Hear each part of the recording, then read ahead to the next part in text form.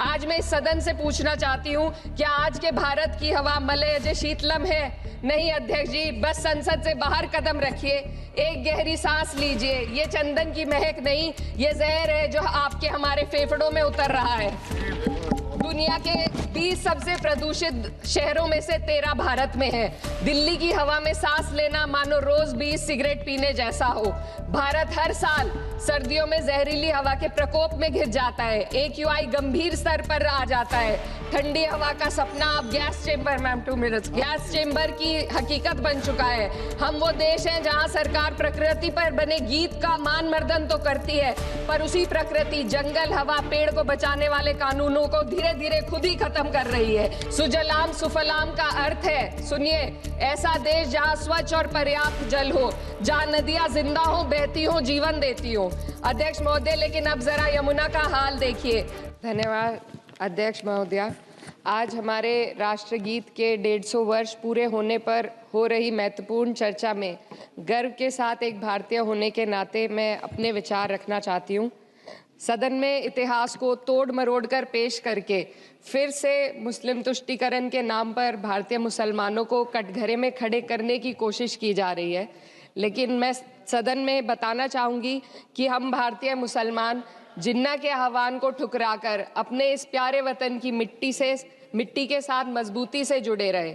हमने महात्मा गांधी, बाबा साहब डॉक्टर भीमराव अंबेडकर, रविंद्रनाथ टैगोर जी, सुभाष चंद्र बोस जी, मौलाना अबुल कलाम आज़ाद, अशफाक उल्लाह खां साहब के विचारों को अपनाया। हम भारतीय मुसलमान इंडियंस बाय चॉइस हैं, बाय चांस नहीं। वंदे मातरम के किन छंदों को राष्ट्रगीत के तौर पर अपनाया जाए, यह फैसला सर रविंद्रनाथ टैगोर और सुभाष चंद्र बोस जी जैसे नेताओं के परामर्श के बाद हुआ।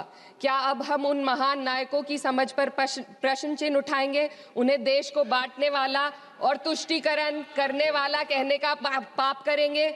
उन महान हस्तियों ने वंदे मातरम के उन छंदों को अपनाया जिन्होंने देश के हर वर्ग, हर धर्म के मानने वालों को एक सूत्र में पिरोने का काम किया। और मैं एक घटना आप लोगों के सामने रखना चाहती हूँ। वर्ष 1998 में उत्तर प्रदेश सरकार के मंत्री रविंदर शुक्ला जी ने स्कूलों में राष्ट्रगीत को गाना अनिवार्य कर दिया था। लेकिन तब के तत्कालीन प्रधानमंत्री अटल बिहारी वाजपेयी जी ने, जो उस समय लखनऊ के दौरे पर थे, उत्तर प्रदेश सरकार के इस फैसले पर नाराजगी जताई और यूपी सरकार ने राष्ट्रगीत को अनिवार्य करने वाले मंत्री को बर्खास्त कर दिया था। अब मैं सत्ता पक्ष से सवाल करना चाहूंगी।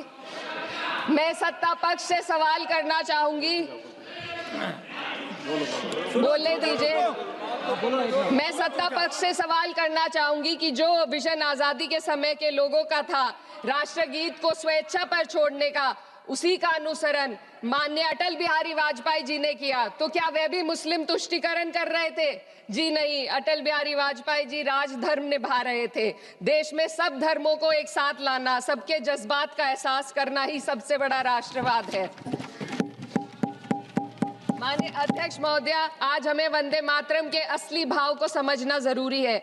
यह गीत तो देश के जल, जंगल, जमीन, हरियाली और निर्मल हवा की वंदना को समर्पित है। यह भारत की जन जन की मंगल कामना करता है कि भारत का हर नागरिक स्वस्थ रहे, सुरक्षित रहे और सम्मान के साथ जी सके। सुजलाम सुफलाम का अर्थ है, सुनिए, ऐसा देश जहां स्वच्छ और पर्याप्त जल हो, जहां नदियां जिंदा हो, बहती हो, जीवन देती हो। अध्यक्ष महोदय, लेकिन अब जरा यमुना का हाल देखिए। दिल्ली प्रदूषण नियंत्रण समिति की 2025 की रिपोर्ट बताती है कि यमुना के कई हिस्सों में BOD स्तर 127 mg पर लीटर है तक पहुंच चुका है, जबकि किसी जीवित नदी के लिए ये 3 mg पर लीटर से कम होना चाहिए। ये सिर्फ नदी का संकट नहीं है, ये किसान का संकट है। नमामि गंगे के नाम पर हजारों करोड़ रुपए खर्च हो गए, लेकिन सच्चाई ये है कि आज भी गंगा और यमुना के किनारे किसान मजबूरी में उसी जहरीली पानी से खेती कर रहा है। वही जहर अनाज में उतरता है और वही जहर किसान की जिंदगी को धीरे धीरे खत्म कर देता है। अध्यक्ष महोदय, जब पानी जहर हो जाएगा तो सुजलाम कैसे होगा? जब किसान बर्बाद होगा तो सुफलाम कैसे होगा? मलयज शीतलम, मलय का अर्थ है मलय पर्वत से बहने वाली ठंडी सुगंधित चंदन जैसी हवा जो जीवन देती है, बीमारी नहीं। आज मैं इस सदन से पूछना चाहती हूँ, क्या आज के भारत की हवा मलय जैसी शीतलम है? नहीं अध्यक्ष जी, बस संसद से बाहर कदम रखिए, एक गहरी सांस लीजिए। ये चंदन की महक नहीं, ये जहर है जो आपके हमारे फेफड़ों में उतर रहा है। दुनिया के 20 सबसे प्रदूषित शहरों में से 13 भारत में है। दिल्ली की हवा में सांस लेना मानो रोज 20 सिगरेट पीने जैसा हो। भारत हर साल सर्दियों में जहरीली हवा के प्रकोप में घिर जाता है। AQI गंभीर स्तर पर आ जाता है।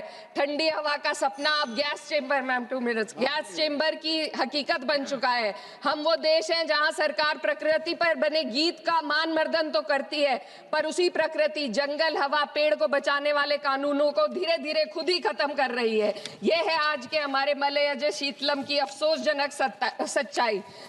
अगर हम हवा को साफ नहीं कर पाए तो न सुजलाम बचेगा न सुफलाम बचेगा। माननीय अध्यक्ष महोदया, सस्य श्यामलम का अर्थ है ऐसा देश जहां उपजाऊ जमीन हो, जहां खेत फसल से भरे हो और किसान कर्ज और निराशा में न डूबा हो। आज किसान सिर्फ मौसम से नहीं लड़ रहा, वह प्रदूषण, नीतियों की बेरुखी और सिस्टम की नाइंसाफी से लड़ रहा है। एक तरफ कॉर्पोरेट के लोन माफ होते हैं, दूसरी तरफ किसान को उसकी वाजिब MSP भी नहीं मिल पाती है।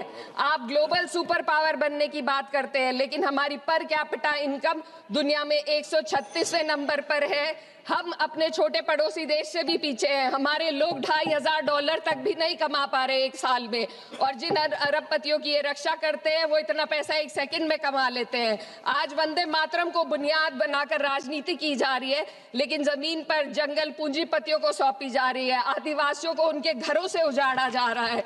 मातरम में जो मात्रा माता है वे सिर्फ मातृभूमि की वंदना नहीं, वे इस धरती की हर नारी, वे इस देश की हर बेटी, हर महिला के सम्मान की बात भी करता है। लेकिन आंकड़े अगर आप देखेंगे, NCRB की हाल की रिपोर्ट के अनुसार, मैम जसवंत के अनुसार देश में हर वर्ष लगभग 30,000 से अधिक बलात्कार हो रहे हैं। यानी एक दिन में 80 से अधिक महिलाएं यौन हिंसा का शिकार होती हैं, और ये सिर्फ दर्ज मामले हैं। जब जम्मू कश्मीर की एक बच्ची हिंसक अत्याचार का शिकार होती है, जब सत्ता से जुड़े लोगों पर आरोप लगते हैं और कार्रवाई वर्षों लटक जाती है, जब उन्नाव की पीड़िता लखनऊ के दरबार में इंसाफ को लेकर अपनी जान देने पर आमादा होती है, जब बिल्किस बानो के अपराधियों का सरकार के लोग द्वारा स्वागत किया जाता है, तो ये घटनाएं वंदे मातरम की आत्मा पर चोट पहुंचाती है। मैं अध्यक्ष महोदया बस यही कहना चाहती हूँ अपनी बात को अंत में रखते हुए कि वंदे मातरम सिर्फ अतीत की ललकार नहीं, ये वर्तमान की जिम्मेदारी है। ये आत्म मंथन की घड़ी है। यही समय है कि हम वंदे मातरम को सिर्फ नारा नहीं, नीति और जिम्मेदारी बनाएं। और अपने जज्बात को मैं आलमा इकबाल साहब के तराना हिंद के साथ इस सदन में रखना चाहती हूँ कि सारे जहां से अच्छा हिंदुस्तान हमारा, हम बुलबुले हैं इसके, ये गुलसिता हमारा, मजहब नहीं सिखाता आपस में बैर रखना, हिंदी है हम, वतन है हिंदुस्तान हमारा। Shrimati Lovely Anand. Subscribe to One India and never miss an update. Download the One India app now.